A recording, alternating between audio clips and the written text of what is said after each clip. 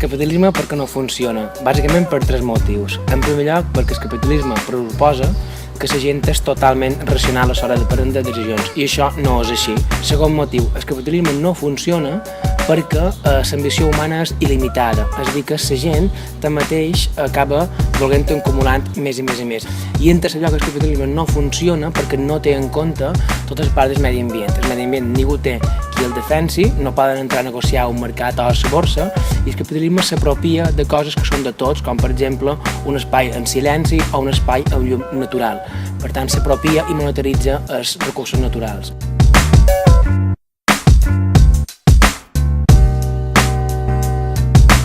Palma s'ha convertit en un pol d'atracció des del punt de vista de la inversió única i exclusivament turística, i això fa que la ciutat hagi deixat de ser pensada per les persones que hi han de conviure.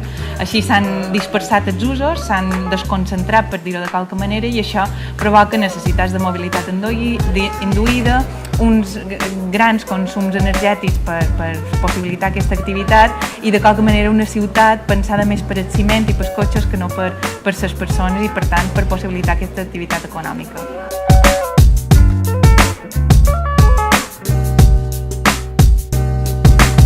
L'apoderament dels treballadors i les treballadores de l'ensenyament en un moment donat, no esperant que se'ns organitzi la lluita, sinó volent ser protagonistes, és fonamental que la societat entengui que aquest és l'únic camí ara mateix.